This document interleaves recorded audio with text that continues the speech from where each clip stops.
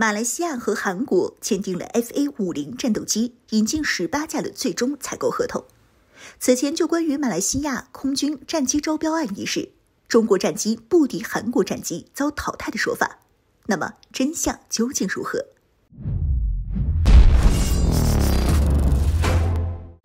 ？Hello， 各位老铁，大家好，欢迎收看本期迷彩虎，我是虎妞。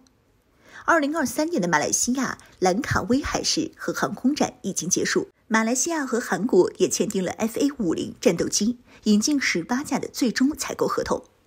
按照双方的说法，马来西亚以 9.2 亿美元的采购价格采购18架 FA-50 和全套服务，预计2026年将交付首架战机。韩方还表示，马来西亚有意再次订购18架 FA-50 战机。此消息引起国内网友和军事爱好者的广泛关注，因为此前就关于马来西亚空军战机招标案一事，就有中国战机不敌韩国战机遭淘汰的说法。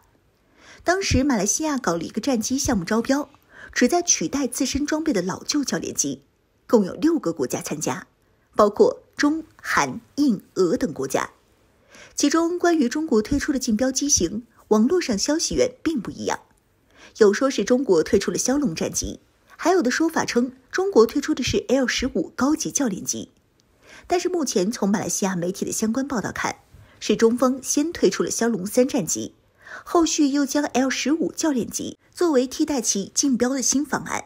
但很遗憾，最终马来西亚还是选择了 FA-50 战机。当然，枭龙3战机遗憾出局，并不是因为所谓的性能问题，因为马来西亚媒体透露，还是因为价格的问题，导致枭龙3最终与马来西亚空军失之交臂。此外还有一些其他问题，毕竟当时马来西亚空军需要的是其替代老旧教练机的新机型，必须是具有教练和作战性能的轻型战机。也就是说，除了飞机作战性能这个衡量标准外，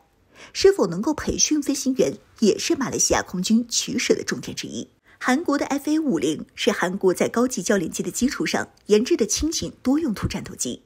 和正儿八经的战斗机相比，作战性能有限，但是训练飞行员的能力毫无疑问是最出色的。而枭龙完全就是设计的战斗机，目前发展到第3代的枭龙 Block 3，是4代半轻型战机的最强者，有原相控阵加头瞄加 PL-15 空空导弹的配置，足以使其能够抗衡其他国家的先进4代半战机。在作战性能上 FA-50 和枭龙差得太远。当然，俗话说得好，好的东西它不可能是白菜价。枭龙3目前是枭龙战机中最贵的一款，当然这仅仅是相对的。中国的国产外售武器的价格在国际上已经是最实惠的了。枭龙3价格仅仅5500万美元，美制的 F-16 战机价格超过 1.2 亿美元。而论性能，在空战中，枭龙3完全不比 F-16 差。马来西亚空军对枭龙3是非常欣赏的。尽管枭龙3在世界同类型的战机中价格已经是相当实惠了，但是价格问题还是让马来西亚空军望而却步。他们认为韩国的 FA-50 教练机价格更适合，一架 FA-50 教练机单价5000万美元以下，这个价格在他们眼里很实惠。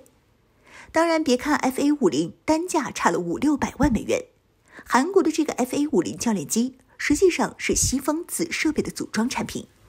如发动机采用美国的 F-404， 武器、航电和雷达系统也是美国的产品，皮是韩国的，但是核还是美制装备。对于马来西亚来说，这就很值了。毕竟要是美国人卖价格至少6500万美元起步的价格，韩国为了加强本国外销武器装备的国际影响力，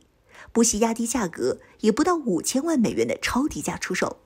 因此才能吸引马来西亚空军下单。当然，除了价格问题，还有一个相对的次要因素，让马来西亚空军选择了 FA-50 战机，就是后勤维护保障体系。目前的马来西亚空军实际上装备了美俄战机，包括从俄罗斯购买了18架苏30 MKM、8架美制的 FA-18D 大黄蜂战斗机。那么这就意味着马来西亚空军战机有2套不同的后勤维护保障体系。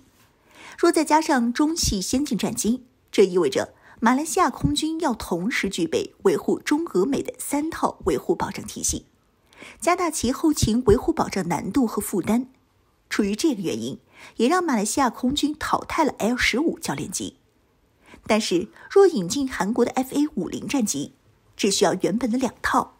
因为 FA-50 属于西方战机体系，和美系保障体系是互通的。所以说，网络上曾经流传的什么中国战机性能不如韩国战机，完全就是令人贻笑大方了。